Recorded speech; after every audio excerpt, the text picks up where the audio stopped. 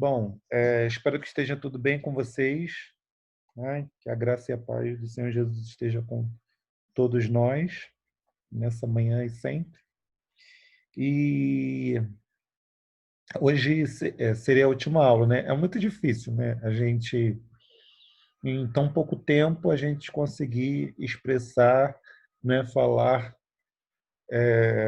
pelo menos um pouco de quem é Deus, né? Da pessoa de Deus, né? Então, esse tema, a gente poderia ficar a vida inteira e a eternidade estudando, analisando, porque é importante a gente olhar para as Escrituras, olhar para os fatos que as Escrituras nos revelam, né, comentam sobre quem é Deus e analisar esses aspectos. Isso é muito importante, mas, né, tudo isso aqui é um resumo, é como se fosse um pontapé para a gente poder mergulhar dentro de cada um desses aspectos. E deixa eu ver aqui. Então, a gente, né, como sempre, como sempre a gente recapitula.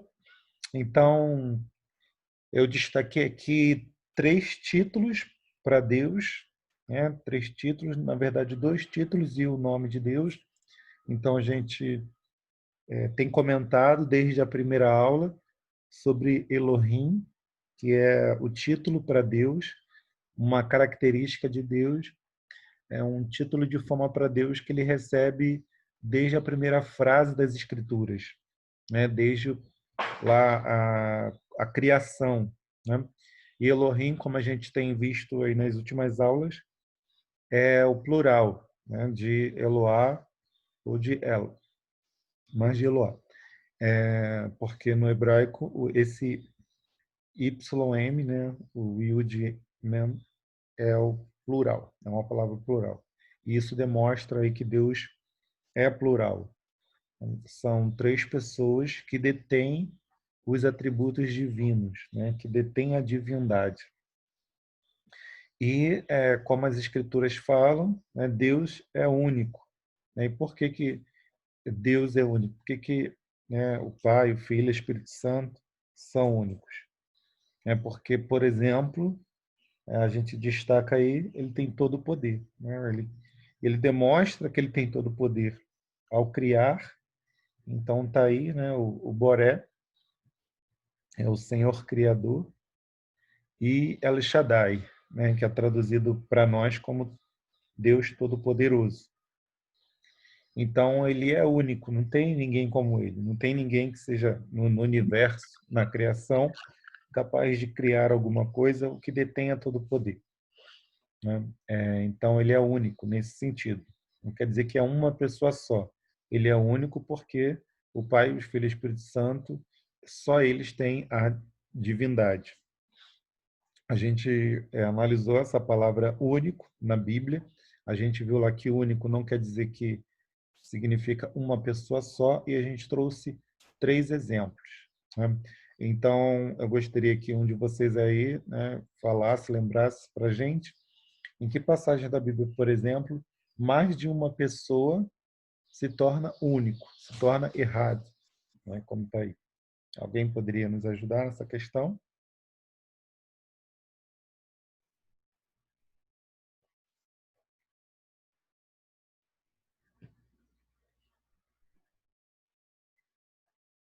Onde nas Escrituras mais de uma pessoa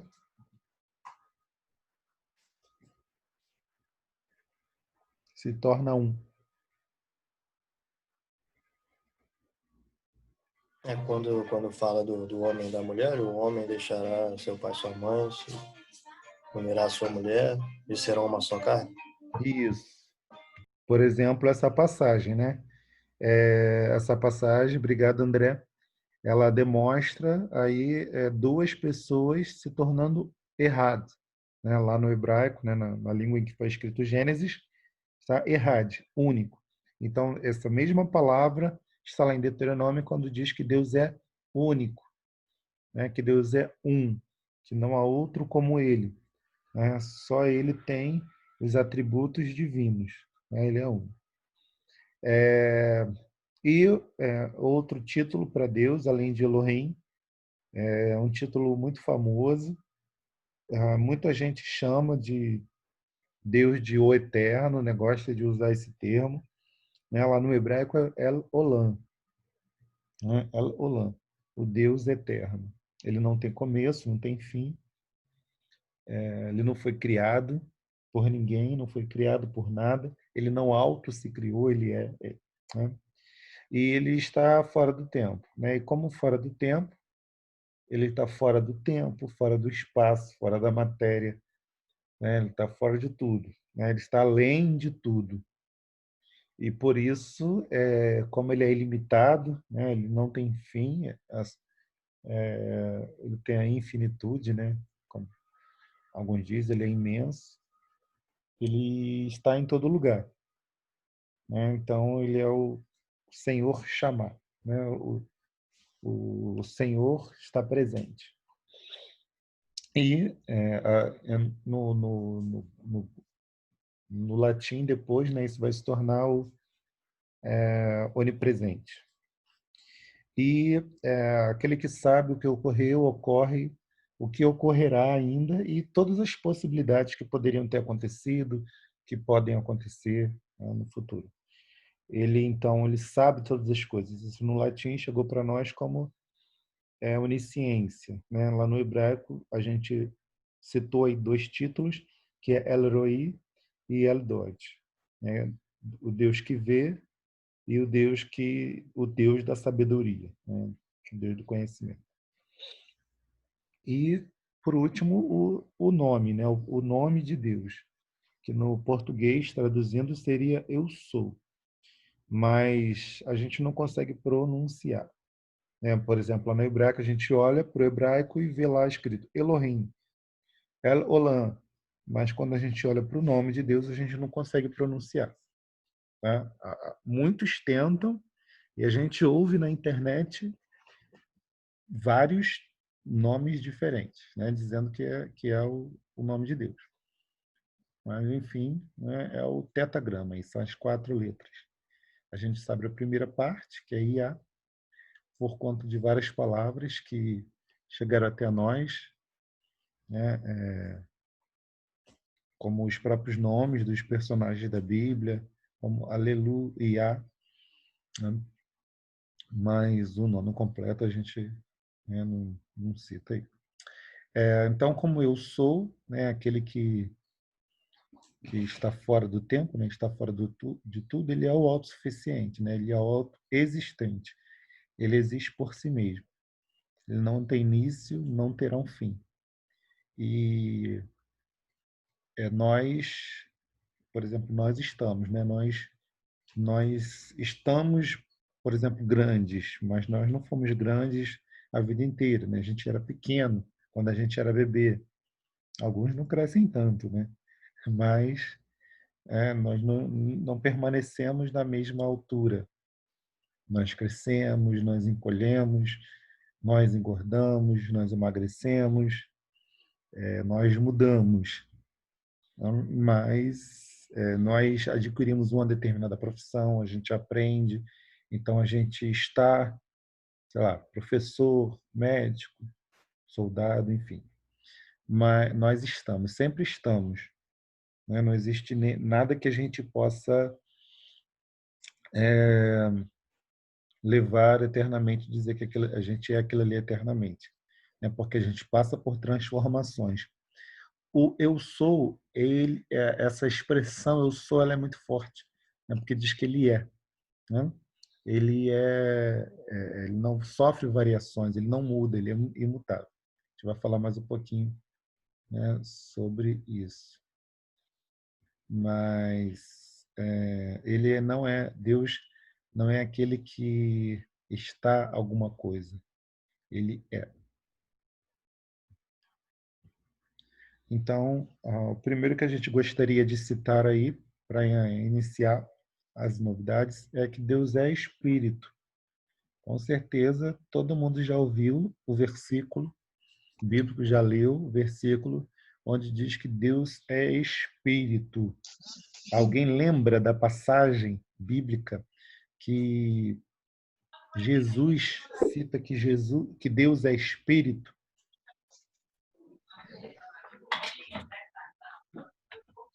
Em que Tem o quê? momento? Referência completa? Não, Deus, não adorando. precisa citar o endereço, não. Mas pode falar aí em que momento, como é que estava a situação.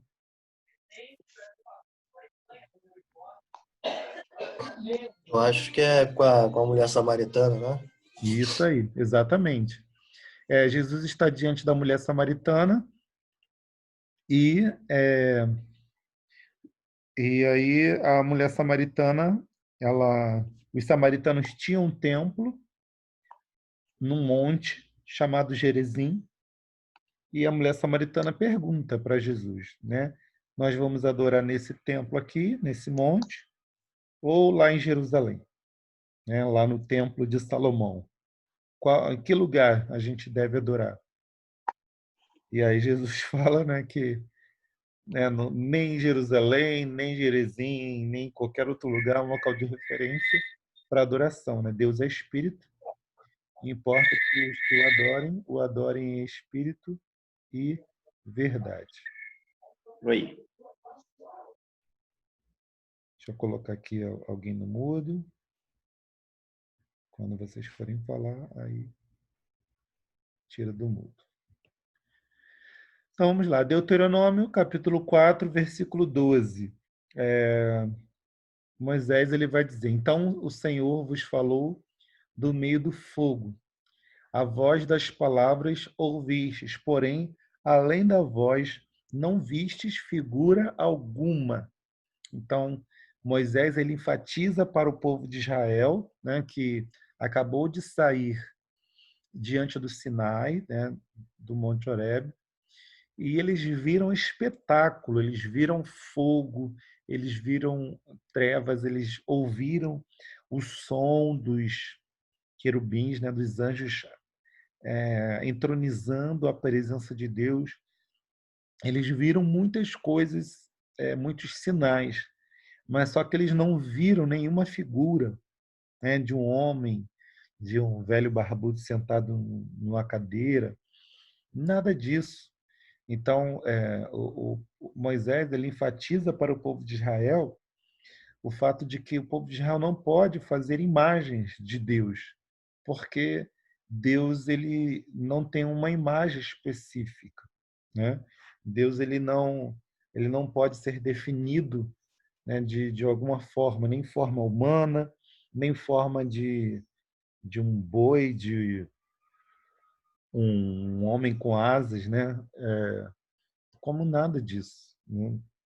Então, Moisés especifica aí que não há figura alguma que possa representar Deus. E Jesus disse lá em João, capítulo 1, versículo 18, que Deus nunca foi visto por alguém. O Filho unigênito que está no seio do Pai, esse o revelou. Então, Deus nunca foi visto, nem o povo de Israel, nem o próprio Moisés, nem Jacó, ninguém viu a Deus. Alguns homens, eles tiveram contato com a experiência gloriosa, eles tiveram visões maravilhosas, eles estiveram diante da presença de Deus, mas não viram a Deus, né? Porque Deus, como é que você vai ver aquilo que é infinito, aquele que não tem fim? Então, ninguém viu. Eu gostaria que algum irmão ou irmã abrisse na primeira carta a Timóteo, no capítulo 6, versículo 16, e lesse para a gente, por favor.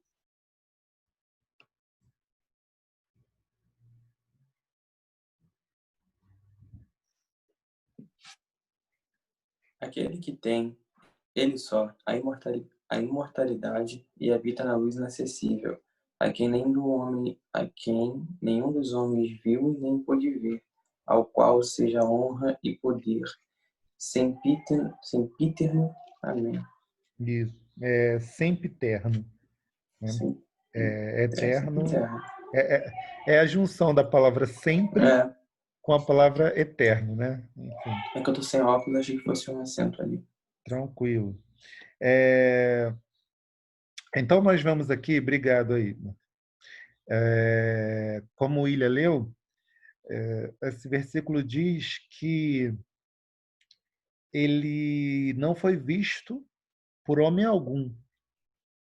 E esse versículo diz que ninguém pode ver a Deus, né? Então, a gente não tem hoje e não terá no futuro acesso a contemplar aquele que é infinito. Só alguém que é infinito pode ver o outro, né? Então, Jesus, como a gente leu em João, né? A gente leu lá em João que Jesus ele viu o Pai, né? Porque Jesus detinha a divindade. Então ele viu o Pai. Agora nós, como seres humanos, nós como homens, nós não podemos ver. Nós veremos a Deus no sentido de que nós vamos ver Jesus, né? Jesus tem um corpo. Jesus se fez homem. Ele está com um corpo glorificado, sim, mas ele tem um corpo. Então nós vamos ver Deus porque nós vamos ver Jesus, mas nós não vamos ver o Pai, né? A gente vai ver o Pai quando a gente olhar para Jesus, né? Jesus, ele reflete a autoridade, a bondade, a justiça, a santidade do Pai, né? Rodolfo, Oi, não sei se tu pôs aí, mas um versículo que me ajuda bastante, me ajudou bastante a entender isso, é lá em Apocalipse 21, 23, que fala que a cidade não precisa de sol nem de lua para dar claridade, pois a glória de Deus a ilumina, e o Cordeiro é a sua lâmpada. legal. É Apocalipse 21, qual versículo, André? 23. 23. Legal. Então, quem puder aí abrir as suas Bíblias, Apocalipse 21, 23. Você pode ler para a gente novamente, André? A cidade não precisa do sol nem da lua para lhe dar claridade, pois a glória de Deus a ilumina, e o Cordeiro é a sua lâmpada. Maravilha. Então, essa cidade aí que está falando é a cidade que Abraão viveu a vida inteira procurando, que homens viveram em prol de chegar nessa cidade. Uma cidade que não foi construída por Caim, né? Uma cidade que não foi construída pelos homens, mas é uma cidade que foi construída desde a sua fundação pelo próprio Deus, né? Como diz lá em Hebreus 11. E nessa cidade, os salvos, né, a igreja e os salvos vão acessar, né? Só que lá não tem sol, não precisa mais do sol, não precisa mais dos luminares, não precisa mais das estrelas, porque é um novo céu, uma nova terra. E nessa cidade, por não ter sol, não ter luz, a luz do próprio Deus é que vai brilhar nela. Então, é muito bom esse exemplo do André, porque existe um versículo bíblico, em 1 João, que diz que Deus é luz. Deixa eu achar aqui.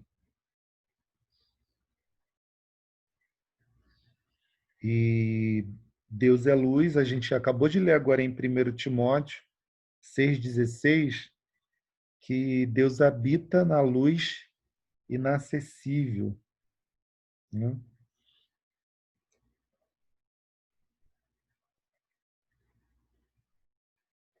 1 João capítulo 1, acho que versículo 5. Isso aí.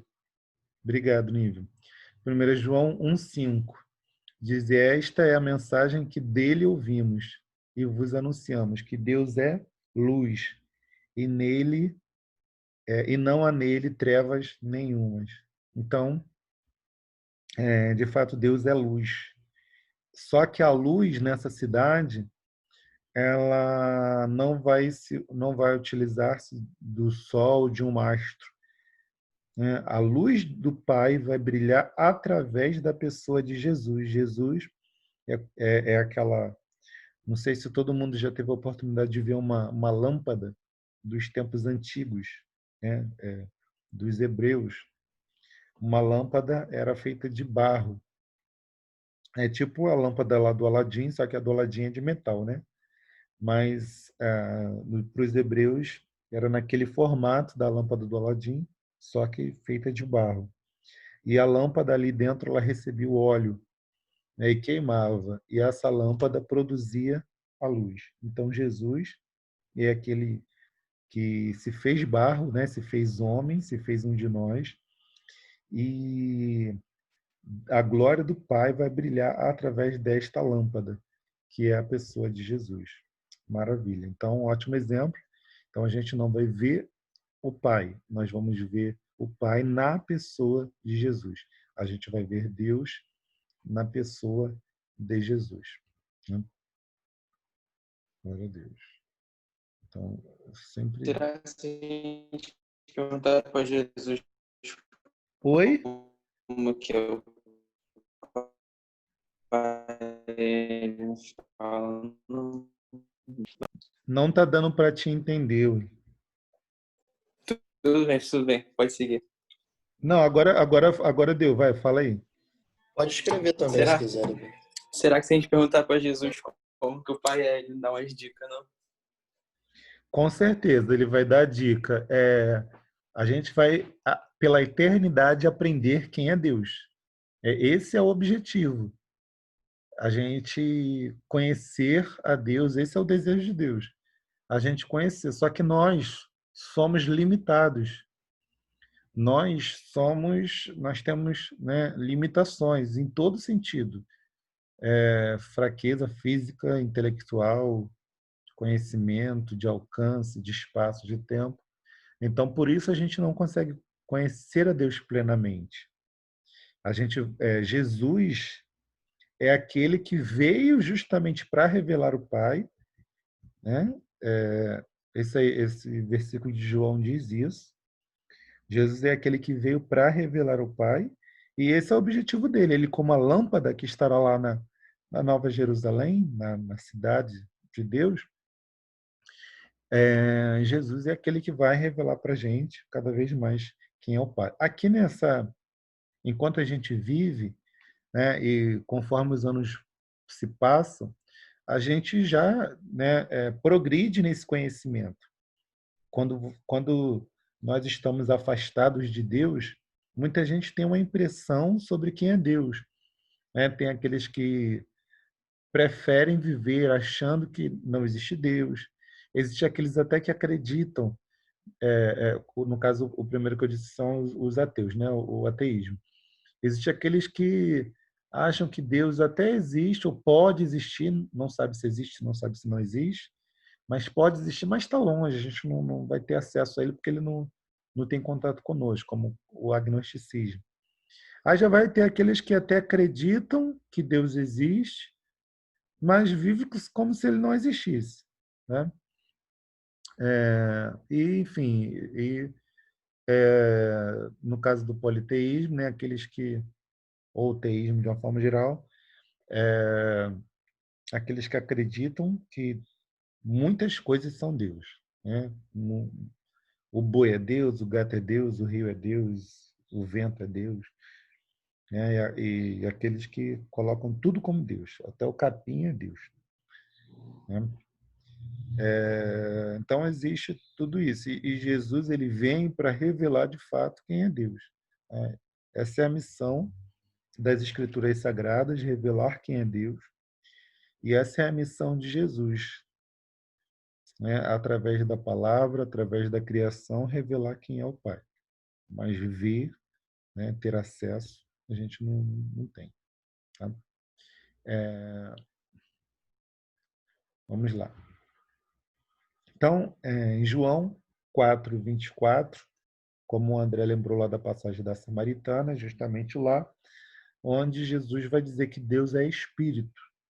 E importa que os que o adorem em espírito e em verdade. Ou seja, adorar a Deus ele tem que ser uma ação em todo lugar, né? Em qualquer lugar, desde que seja em verdade, né?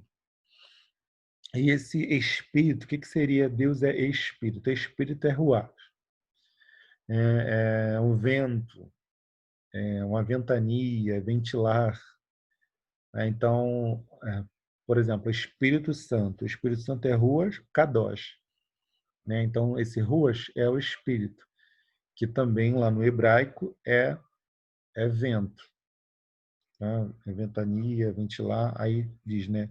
Arejar, ampliar, espaçar, difundir, propagar, é algo que está disperso aí pelo ar, né? Que está em todos os lugares. Então, nós não podemos limitar a Deus, tá? O El Olam, ele se une a esse fato aí de Deus ser espírito, porque só sendo realmente um, o ar, né, vamos dizer, né, algo que ultrapassa espaço físico e tudo mais, para Deus ser infinito, né? Porque ele não está preso ao tempo, ao espaço, nada disso. É claro que Deus não é vento, né? Mas foi uma forma, né, de os hebreus, né, os homens de Deus, os profetas, fazer uma comparação para explicar quem é Deus, né? Deus ele não está preso, ele está livre, está solto. Deus não estava preso ao templo em Jerusalém, nem ao templo no Monte Gerizim, né?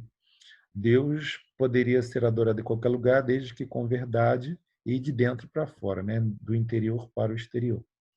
Deus está acima do universo, o universo está dentro de Deus, né? Deus transcende, Deus é maior do que o universo. Ele é infinito, ilimitado, eterno e assim sendo, não está preso a nada, nem às regras.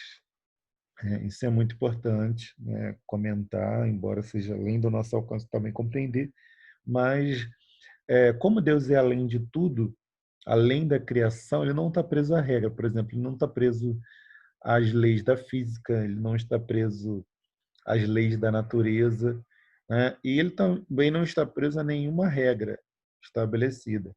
As regras, as instruções que Deus nos dá, que Deus deu para, né, os descendentes de Adão, né, os filhos de Deus, que Deus deu para o povo de Israel, ou que Deus deu para a sua igreja, Deus não está preso a essas regras, né? Deus é superior a essas regras. Nós estamos presos no tempo, no espaço, e a gente precisa de regras. A gente tem limites e a gente precisa, né, de limites. Quando a gente desrespeita os limites da criação, a gente sofre as consequências, né? Mas Deus ele não tem limite, ele não está preso, né, a nenhum limite. Ele é superior a tudo isso, né? Então, a gente não pode pegar nenhuma regra estabelecida para nós e lançar isso para Deus, porque Deus é superior a isso. Ele pode fazer o que ele quiser, como ele quiser, na hora que ele quiser. Ok. Deus é soberano. Então a gente vai, dentro disso, né, do que ele pode fazer, o que ele quiser, a gente entra aí na questão da soberania, né, da soberania de Deus. E existem alguns títulos. Aí agora a gente vai citar aí vários títulos, né, para Deus, né, que representam, que demonstram aí essa soberania, né? O que é um ser soberano? É alguém que é superior, né, que está acima, que governa, que lidera, né? Então, como é superior a tudo e a todos, Deus se apresenta como aquele que governa, né? Então, o primeiro termo aí é o Adonai. A gente já citou até na aula passada para falar do nome de Deus, né, do Eu Sou, mas está aí Adonai, né? Adonai significa Senhor. Então, a gente colocou só um exemplo, aí a gente vai colocar só no máximo aí 1, 2 ou 3 versículos de cada título de Deus, de cada atributo de Deus, mas o primeiro é Adonai. Adonai significa Senhor. Então, está aí em Josué 7, 8. Ah, Senhor, que direi? Pois Israel virou as costas diante dos inimigos. Então, esse Senhor, ele mostra aí a soberania de Deus, né? Adonai revela aquele que governa, tá? Adonai, ele é lido tanto, ou melhor, deixa eu voltar a fita aqui. A palavra Senhor nas Escrituras, toda vez que estiver lá Senhor, significa que está escrito no hebraico Adonai? Não.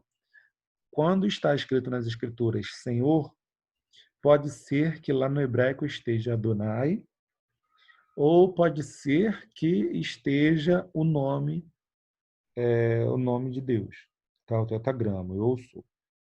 Então, a palavra Senhor pode traduzir Adonai, porque é Adonai, mas também pode traduzir o eu sou. Tá? E Adonai é hebraico, e lá no grego é Kyrios. Né? A gente já ouviu o nome de loja assim, né? Kyrios, Senhor, que é o grego. A tradução na Septuaginta dos títulos hebraicos Adonai e o tetragrama. Então, os judeus lá, quando estavam traduzindo o Tanar, né, o chamado Antigo Testamento, do hebraico para o grego, na tradução, né, na versão que ficou conhecida como Septuaginta, toda vez que tinha Adonai, ou toda vez que tinha um tetragrama, eles traduziam para o grego Kyrios. Tá? Então, por exemplo, lá em Apocalipse 11, versículo 15, diz: o reino do mundo passou a ser de nosso Senhor e do seu Cristo. Então, Senhor é, lá em Apocalipse, Kyrios.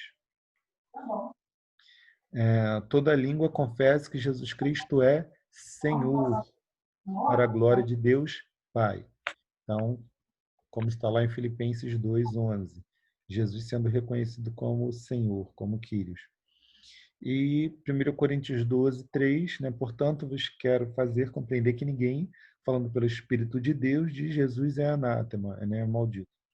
E ninguém pode dizer Jesus é Senhor, senão pelo Espírito Santo. Então, nesses 3 versículos, perdão, a gente vê Jesus sendo citado como Senhor, como Kyrios. Então, mesmo atributo, a mesma qualidade, a mesma característica que é atribuído para Deus, lá no hebraico como Adonai, ou no tetragrama, no Eu Sou, também é atribuído para Jesus Cristo, reconhecendo que Jesus tem essa soberania, que Jesus é Senhor. E a última delas, que também é no grego, né, o Theos. Theos é o título mais comum utilizado no grego. Então, a tradução dos títulos hebraicos é El, Elohim e Eloá, no chamado Antigo Testamento, que significa Deus ou deuses. Então, na Septuaginta, né, onde tinha Adonai e o tetragrama, foi traduzido como Kyrios, no grego. E onde tinha El, Elohim e Eloá, foi traduzido como Theos, que para nós é Deus.